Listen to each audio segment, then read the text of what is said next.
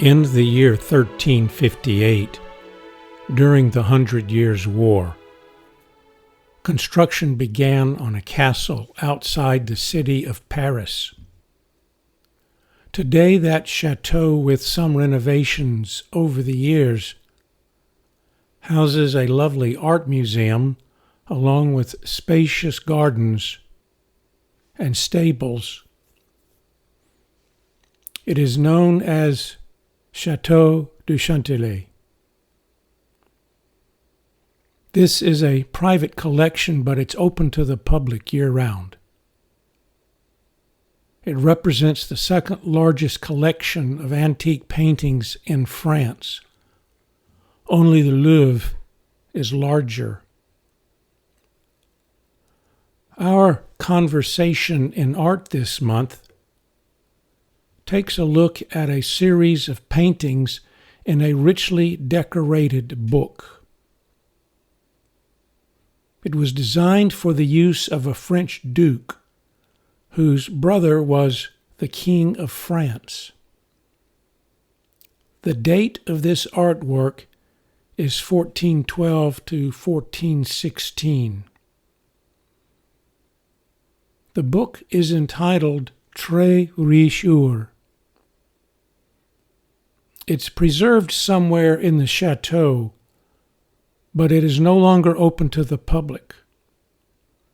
A few modern facsimiles are the best ways to see its content.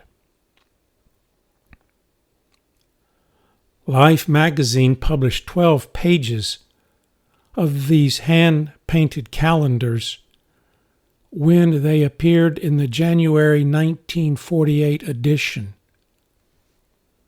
Millions of readers saw these artworks for the first time. I'd like to take a look at two particular paintings which I think capture some of the beauty of these late medieval images. They depict scenes of everyday life back then. They give us a glimpse of what it must have been like to live and work in a French chateau. But first, let's get an overview of this collection of illuminated manuscripts, which one audacious narrator on a documentary a few years ago called, quote, the most valuable book in the world, end quote.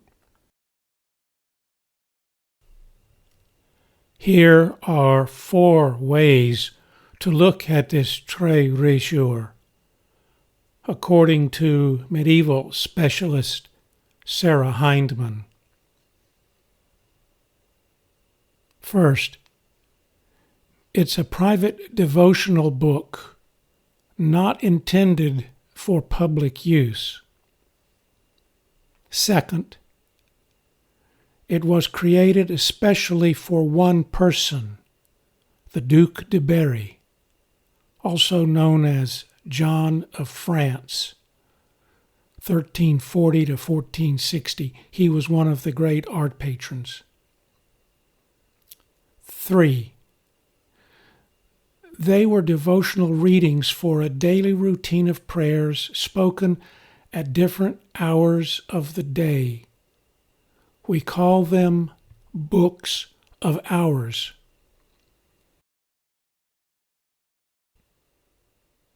And fourth, they are carefully crafted, illuminated picture books. The book itself contains 416 pages. Its measurements are roughly 8 by 12 inches. It was made of sheepskin, also called vellum.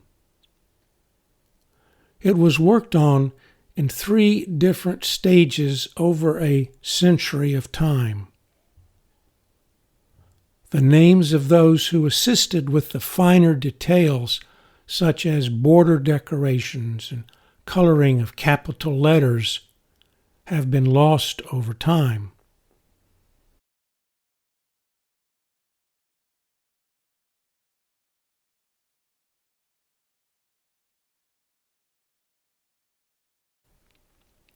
Three brothers created these paintings over a 4-year period of time beginning in 1412. Paul, Herman, and John Limburg came from Nijmegen, Netherlands. The Duke owned 17 castles, palaces, and chalets, which could take a lot of time to visit. He furnished each one with tapestries, sculpture, stained glass windows, antique coins and cameos, gold jewelry, and hunting dogs at each estate. When they went to work for the Duc de Berry, they took up permanent residence in one of the chalets owned by him, and they stayed as employees the rest of their time together. And they traveled with him when he moved from one rich estate to another. An inventory conducted by the Duke's accountant following his death determined that the wealthy John died heavily in debt.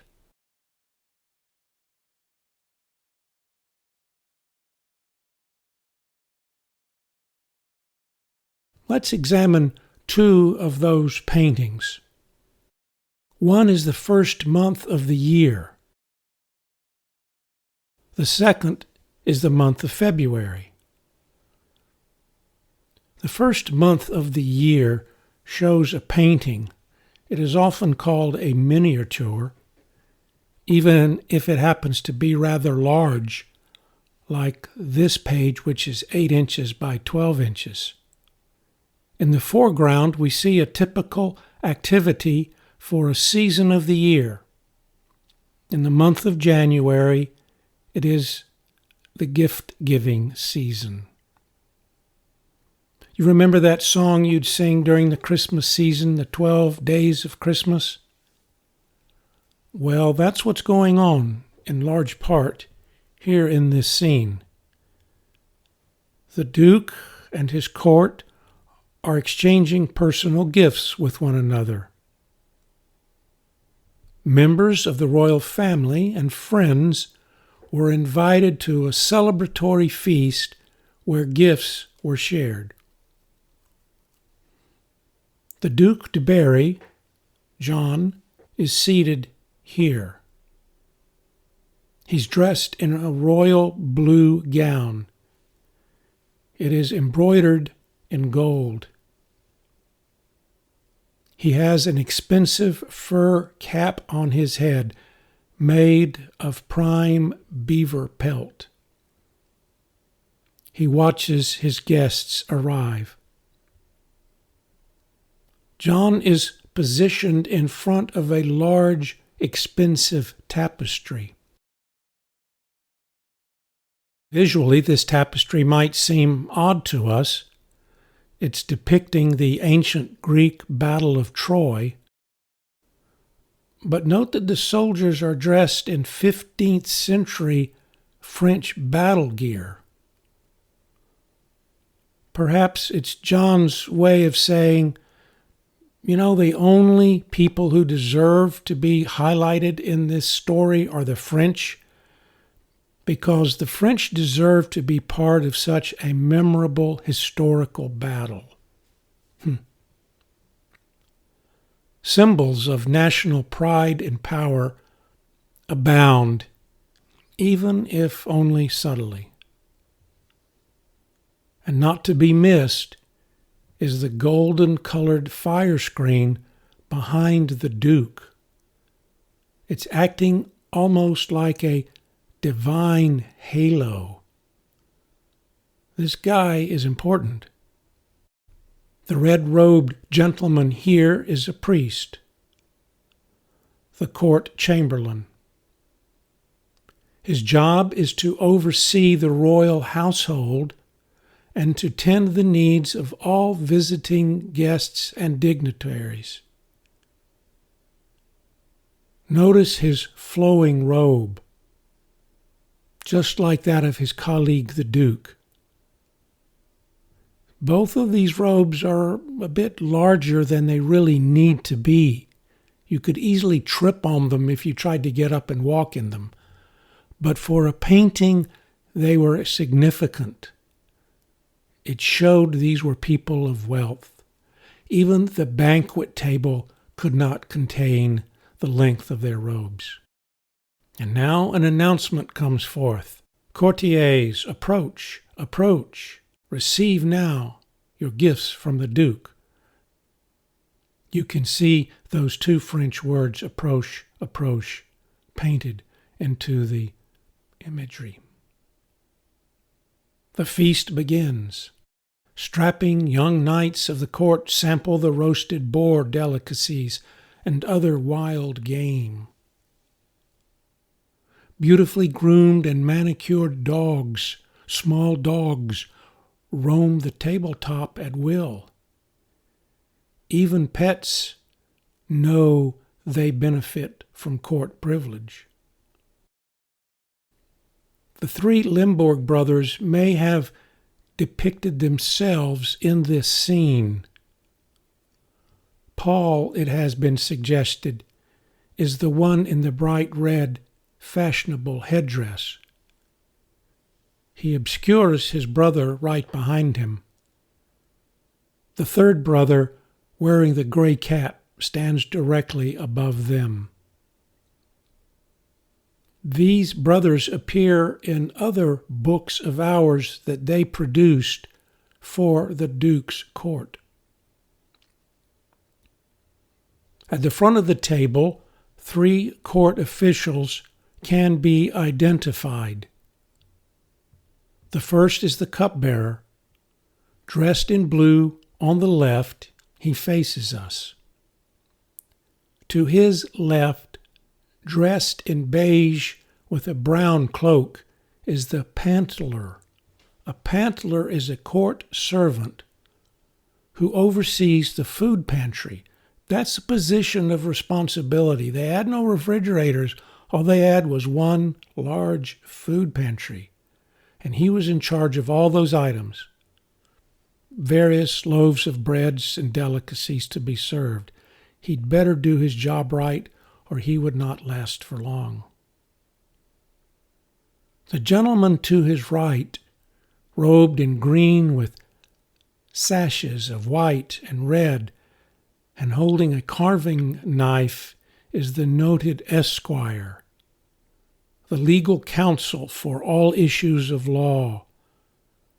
They all have chosen, notice, fancy stockings for their evening attire. Zodiac signs overhead also carry significance. You see the sun god in his chariot? He's lighting the way for all to follow.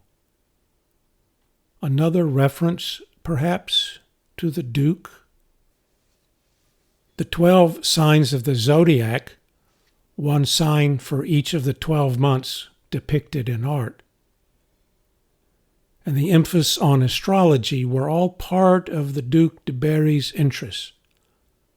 Several books on these subjects were in his personal library.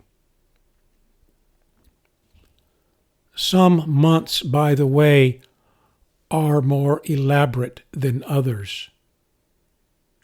Here is the month of June. Notice the elaborate lettering and numerology. We can see how birthdays and special events were noted. Those written in red ink give us the concept we still use today in our modern parlance, the term red letter days. Also note how the carefully painted architecture lends its presence to these outdoor scenes. Each castle has its own unique charm. Here are 3 examples. October, September,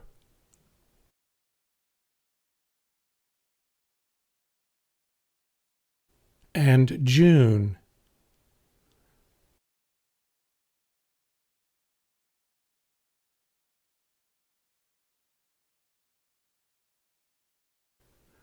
It shows a little boat has pulled up to the dock of the castle and a passenger has disembarked, and you can see the passengers walking into the door of the castle inside.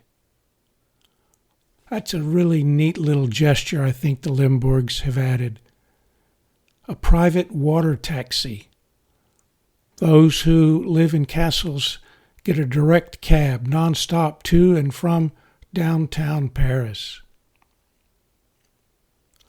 All these buildings, all these architectural scenes seem to have a Disney-esque quality about them. They are background images here in these calendars.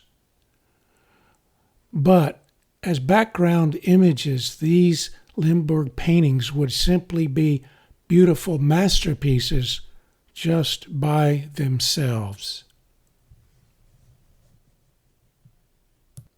The other image for us to consider is February, a winter scene with a lead gray sky. It's bitterly cold this time of year. January was cold, yes, but you noticed January all took place in the imagery indoors. That's the only one inside. The other 11 are all outside. At the top of February's scenery, along the path to a village in the distance, a hard-working peasant trudges up a slippery hill behind his donkey. They are transporting needed wood for cooking and heating to the people in the village. Nearby, a young man is chopping the wood for the next delivery. Within the barnyard, we see hives of bees waiting for the spring season for the making of honey. Sheep huddle together beneath a roof, needing some repairs. A snow-covered hay bale stands nearby. Hungry birds, a worker blowing on cold hands. This is a tough time for many. Inside the house, cleverly depicted with a cutaway view, a lady in fashionable blue warms herself by a hot fire. Her friends likewise search for warmth. Their manner is a little, well, how should we say, a little less proper. Their lack of modesty is a no concern to them, but the lady in royal blue is embarrassed by their behavior. She turns her head away from their boorishness.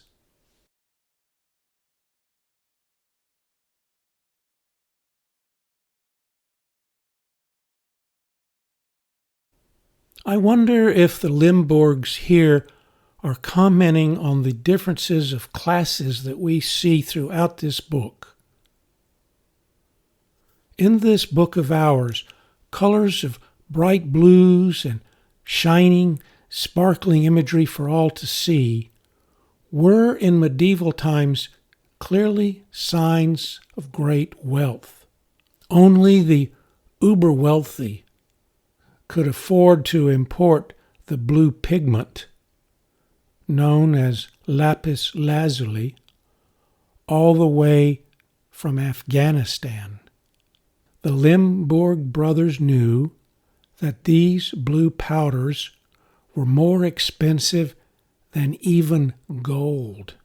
Such use, especially the variations of blues, the ultramarines, and the actual gold leaf layerings, were seen as clear symbols of one's status. What we might today call conspicuous consumption was one sign that royalty maintained a clear distinction from the lower classes.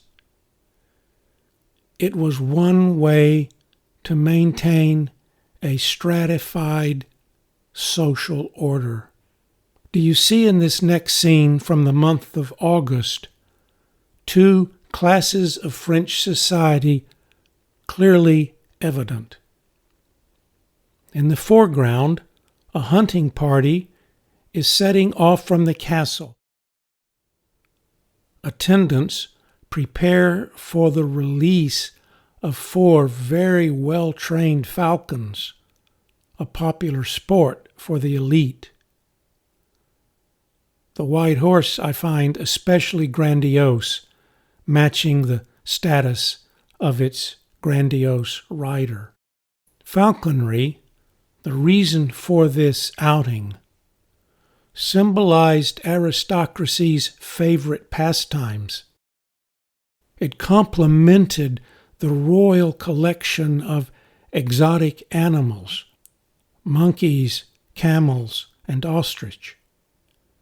Not to mention the roughly 1,500 royal canines that were listed in the Duke's inventory for the year 1388. Compare that grandeur with the serfs working in the fields. I notice 4 of them in various stages of undressing, getting ready to go swim. They couldn't afford fancy swimming outfits. By watching them, they seem to be thoroughly enjoying their cool swim on a hot August day. The party in the foreground, dressed in their finery, are most likely feeling the summer heat just as much, but they are unable to shed their layers of regalia. I wonder if the Limburg brothers here might be subtly asking the question, who is having the better time right now? Those who can jump in the stream and frolic would be my first guess. The Très Riche Heures provides us with an invaluable look at 15th century mores and customs.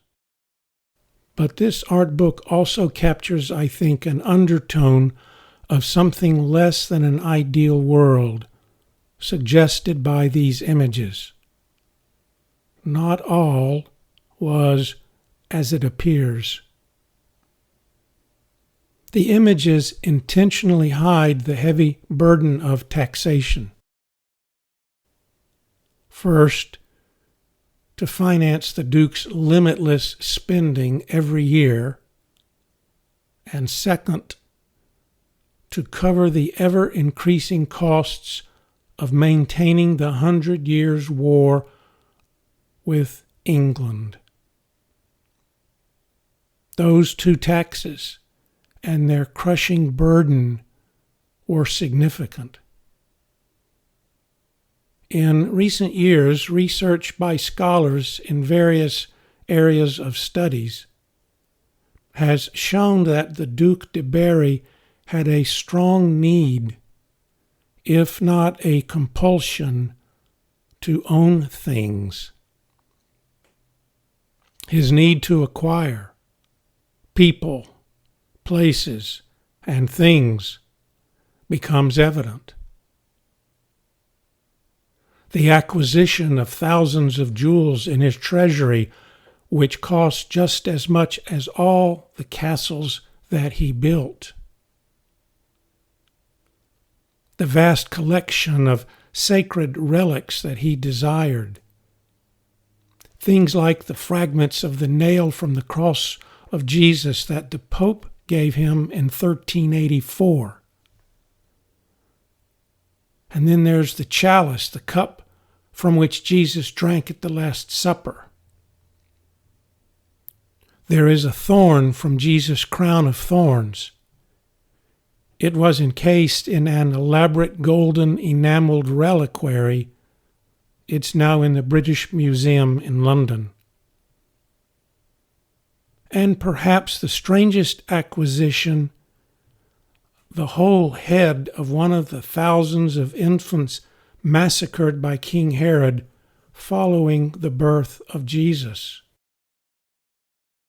As historian Michael Camille, one of his biographers, has pointed out, about the Duke's possessions, his was a frenzy of owning things.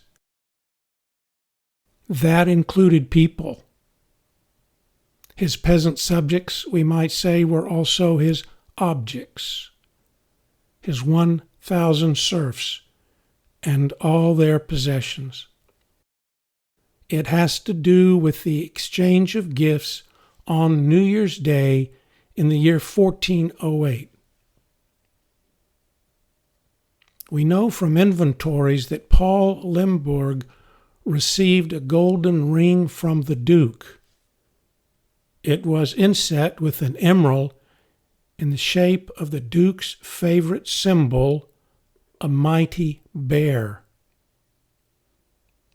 Images of ferocious bears abound in his world. Do you see the bear image here? A brown sculpted bear on the serving bowl on the dining room table in the feast hall. Now look at the gold patterns found on the Duke's blue robe. At first I thought they were part of the heraldry images that dukes and kings had, like the fleur-de-lis on the tapestry we see overhead. But then I notice the differences. Here in this close-up, you can see the gold patterns are actually paw prints a wild bear would make. And if you look really, really carefully at his hands on the table, you see those hands don't look like normal people's hands. They are not. They are crudely shaped bear hands, or more precisely, bear claws. Those are not poor draftsmanship or poor drawing skills by Paul Limburg. They are carefully painted bear claws for us to think about. I think the Limburgs are suggesting here the bear symbolism for the Duke is a fitting one. A bear owns and a bear possesses anything he wants.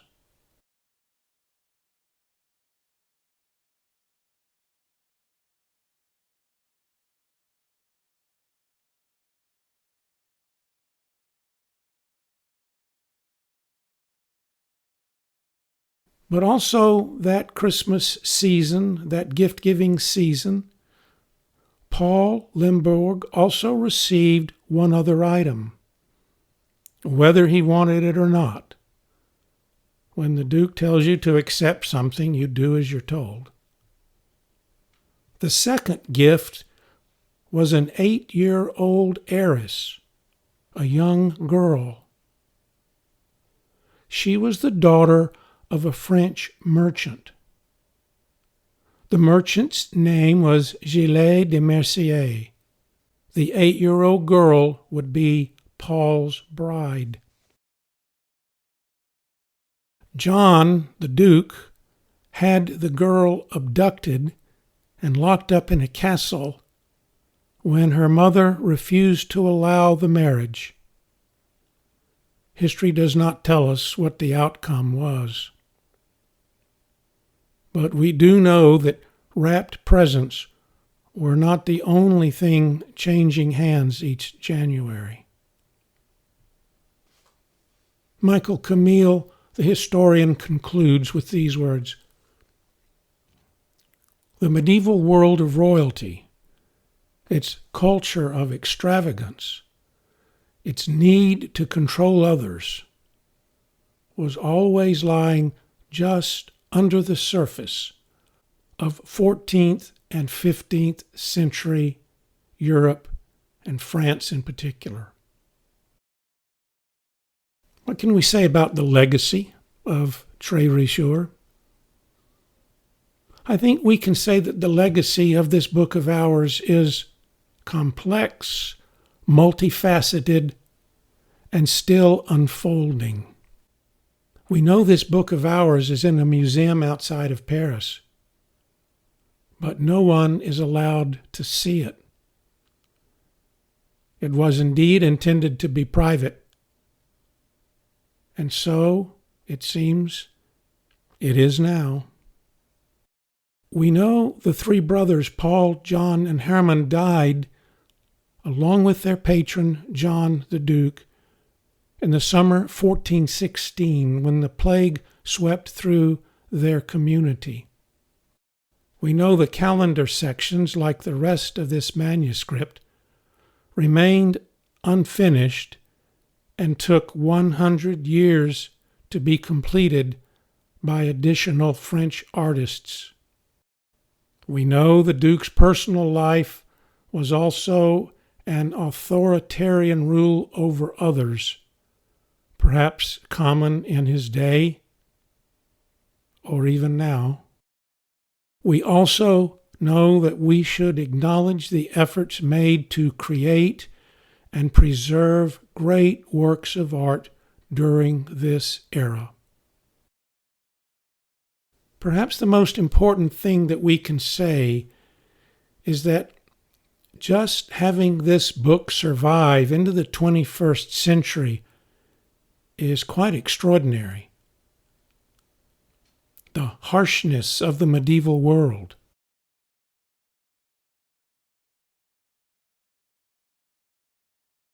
the brevity of human life,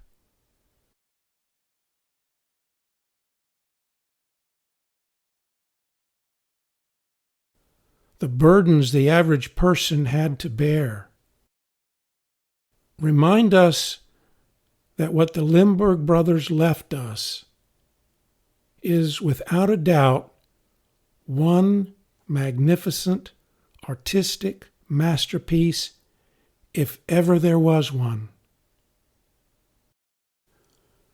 Perhaps someday it will be open to those who wish to see it, and the scholars who wish to study its pages.